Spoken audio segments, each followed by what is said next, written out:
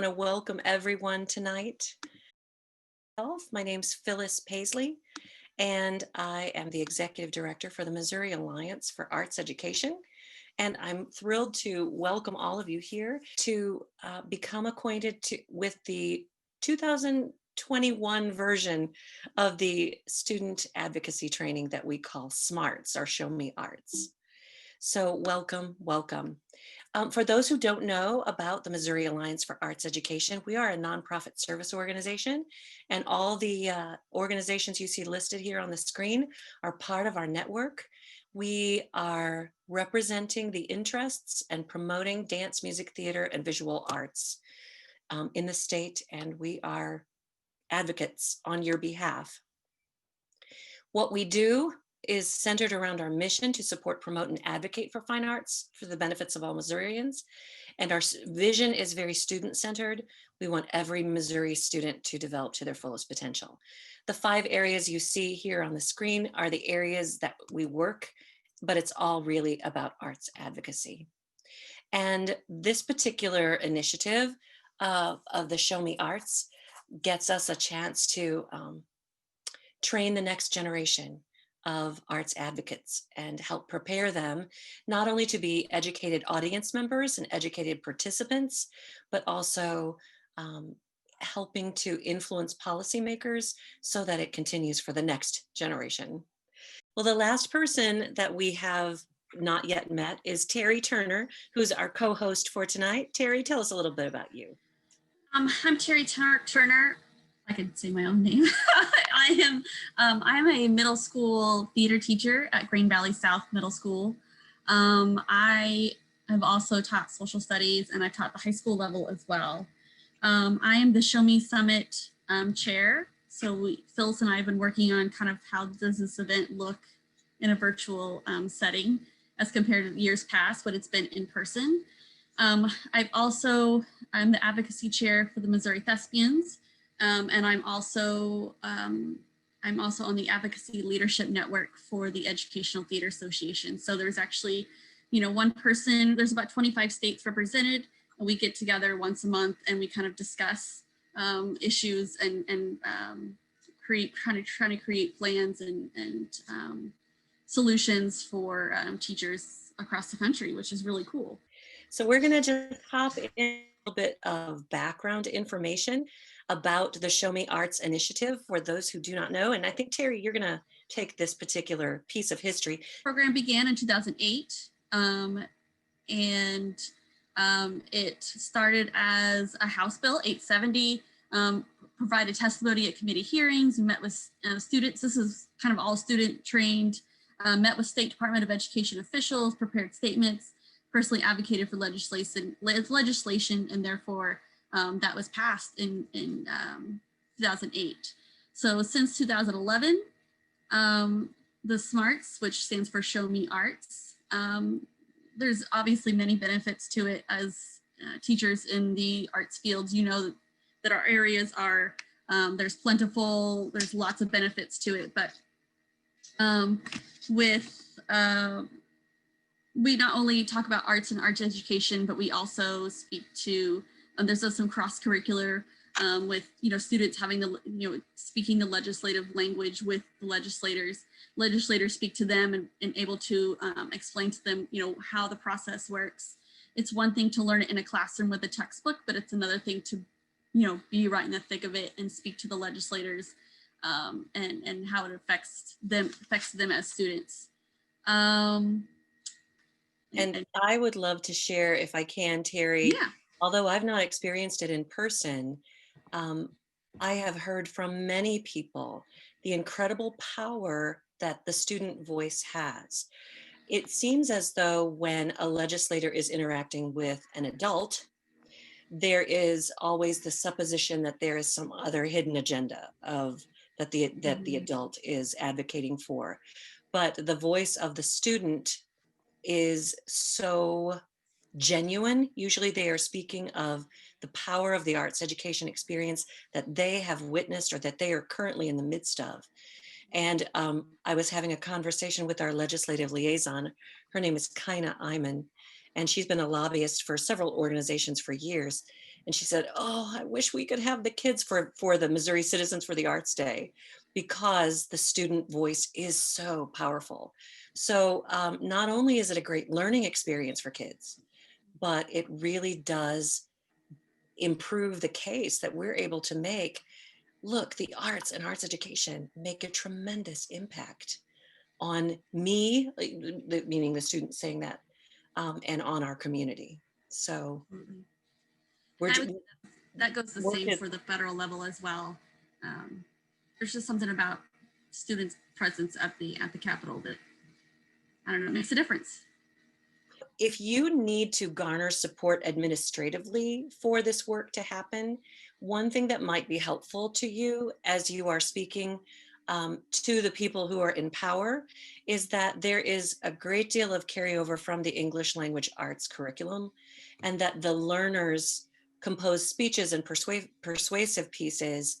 They demonstrate and develop those listening and speaking skills, and all of the other benefits that are listed here just by interacting in a campaign. It could be used to help garner that support at the local level. So what we're about to do next is give you the teacher's bird's eye views, because what the slides you're about to see are what we plan to present to the students, so that you kind of know what to expect and how to prepare them. So welcome to the Show Me Art Summit. And then we would go through an introductory process. And again, depending on our numbers, it may be like we did here, or it might be in breakout sessions. We've found that if it's fewer than 12 people, it's manageable. And if it's over 12, we really need to break people out so that their voices are heard and there's a bit more comfort in speaking, especially for students. And that there's also just that uh, beginning of a give and take within our session. So and that's the breakout room section here. Terry, do you want to talk about this? Yeah. We broke it down by question. The breakout rooms would discuss, why are the arts and arts education important? And I think students can articulate that. Having this time to articulate it can really help them kind of process and kind of organize their thoughts. But they can articulate why it's important to them. And then how do the arts or arts education help you and your community? Because that's also important. We do the arts not only for ourselves, that social emotional learning aspect, but we also do it for our communities. And so having kids kind of go through that, just process that information, listen to others talk, I think will help them kind of figure out their own stories. Yeah. The plan here is to then share that learning in a Padlet. If you guys are familiar with Padlet, it's an online tool for gathering information. Great. So it will hopefully streamline the use of our time, so there's not too much chitter chatter, but just some sharing in that Padlet form, which can also then be accessed later to use their own ideas or the ideas of other people when Mm-hmm. they're writing their own persuasive pieces. Um, so this is some of, we're going to go over kind of advocacy tips for the kids, the before, the during, and the after. We found that you really have to go back, really go back to the basics. Again, these students have probably learned about this in class, and unless they, keep up with the news and are really, really passionate about politics, they may not, if they don't apply it, they may not remember. So this is kind of our way. We went back with the basics to kind of refresh students' memory and get them speaking the language. So we put links, and we have, Phyllis has a handout. It's a digital doc that we'll give you that'll have this on it as well. But have the students look up their representative and their senator, because that is really important, knowing who they are and what committees they serve on. And then to create your elevator speech. So this is a really good, this is something that all students should have, everybody should have. It's if you were to get in the elevator with your legislator and you have maybe 1 to 2 minutes, and that's probably being generous. but you have maybe 1 to 2 minutes to kind of give your pitch. This is why the arts are important. What would you say? So a lot of us were like, oh, I hadn't thought of it like that. You need to have, a couple of pieces of statistics to back up why you are, why you're passionate about the arts, and that personal connection. What's your story? It should be a story about how the arts have impacted you, how they've impacted your community, some sort of personal tie. If you don't mind, if I jump in here, Okay. Terry, if you do have the opportunity to meet with a legislative aide, we've learned that they sometimes have the straight line shot to get to the legislator and make sure that it gets to the top of their desk. So, but just to give you a bird's eye view, there will be something that you want to leave in their hands or to somehow get to them if we can. And with it being in a virtual way, back in the old days, it was handing them a card or handing them a piece of paper. And now it may be in a digital format or following it up with some postcards. And you'll be receiving some tangibles. Literally, we're planning to mail you things that you can get to your students. As soon as we know numbers and have those registrations in, we'll be able to help you get those ready. And finally, just facilitating the students as they're continuing their research. Anything you want to add to that, Terry? That's the advocacy tips Yeah, so are this is how just to do this. during the meeting. We'll give making sure the students know how to address the legislator. Essentially, these are all the during and the after, the before, during, after are all there to help empower the student, to help the student feel prepared so they're not nervous. Oftentimes students will say, well, I feel so intimidated. Well, they're working for you. Like, they're there for you. They're there to listen to you, what you have to say. And so just empowering the students and saying, your voice is just as important.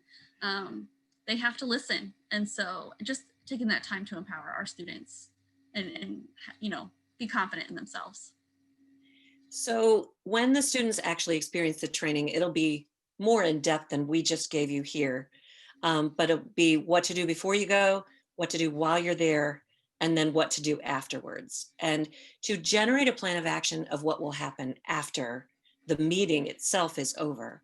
Not only following it up with a thank you note, but what could be the next step in advocacy to help get whatever goals have been identified to help them be achieved. Mm-hmm. So in the student presentation, we'll be going back to a breakout room at this particular point and then sharing out again on a Padlet. Terry, anything you want to add to this before we move on? No, I think this is just important. It's important for us to know what's going on in your communities as far as arts and arts education, arts advocacy, so we know how to help. And then at the end, this will be what's next. So after this orientation right here, you would register you and your students for one. You don't have to do all three. Make sure that you contact your legislators for an opportunity for a virtual meeting. Again, they should be available for you. They don't have a lot of people coming in the Capitol, so they should have time for you. And then our post event will be, the final advocacy event will be March 23rd, which is the night before our big fine arts advocacy event. And then Phyllis is going to talk to you about some optional homework opportunities. That's right. You've got two optional homework opportunities to pass on to students.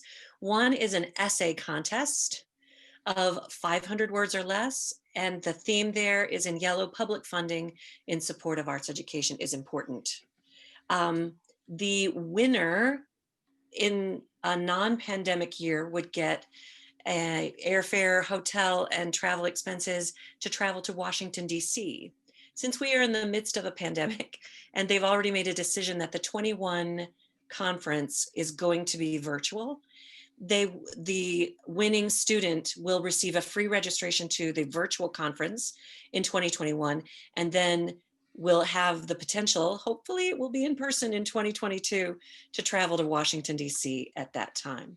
So there are links in your handout to these rubrics, these scoring guides that you see here, so that your students who choose to participate in this homework piece about writing their essay will know the criteria.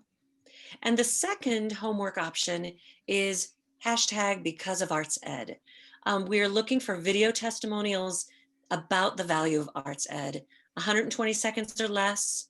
And if the winners who are selected will receive a $50 gift card, and their teacher will receive a $100 gift card for classroom supplies.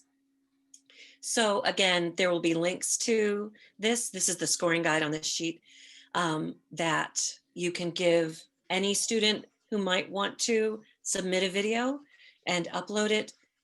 You can upload the video directly if it's under 10 megabytes, and you can upload it to YouTube and then provide a link otherwise if that is your preference. So it is time for us to hear from you, questions and answers. I'm going to stop sharing so we can see your faces. Does anyone have any questions? Did you see Jocelyn's question? I did not. She says that just K through 12 students only. That'd be an Alliance question. So I'll give that to you. I am going to say I am welcoming anyone, any student of any kind. Although I will say, Jocelyn, that I've spoken with the CNAFME, which is the collegiate level of the National Association for Music Education, chair, and she seemed to think that her students would want to be as students. And as Terry said, well, there are some students who've been through this training. They could almost be facilitators. So we're going to say, yes, it's open to anyone. And so is the essay contest open to anyone. But so we'll just see where it goes. And if they, I'm going to have the students identify, do I need to be participating as a student in the training, or I've been there, done that. I'm ready to take on a role of advocacy and facilitation. Does that sound reasonable, Terry? Yes, I was going to say we've had students from middle school level all the way up to college attend. So it's been a little bit for everybody. All right. Any other questions?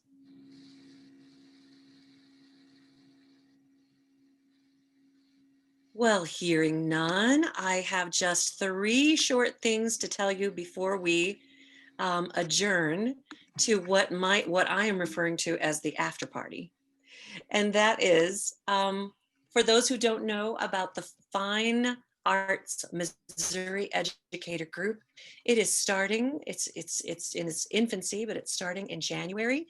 And we are welcoming any fine arts educator in Missouri to join us once a month for an hour-long meeting.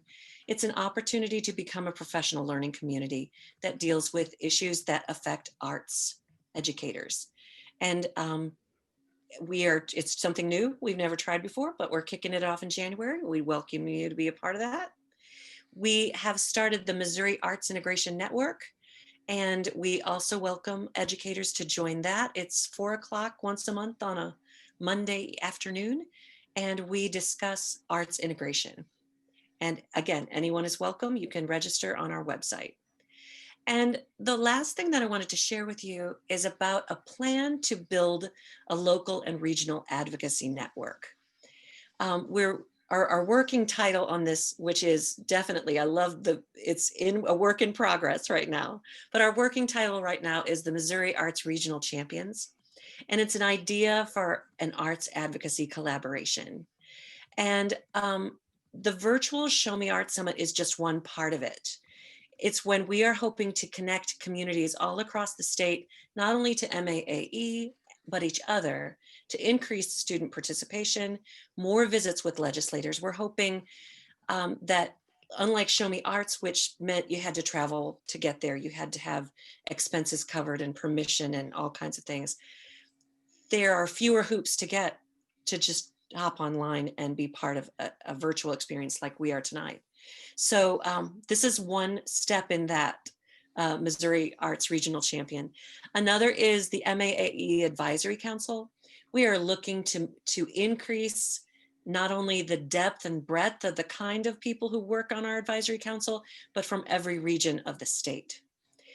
We are also looking to develop a volunteer network targeting our retirees who can become mentors active in our legislative action days, answer calls to action, and assist teachers at the local level. And we're planning to work with our partners to work through their retiree networks.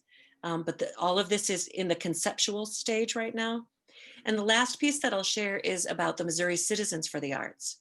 And they have headquarters in different regions of the state, regional vice presidents. And they have been interested in increasing their work in advocacy and building networks of arts champions.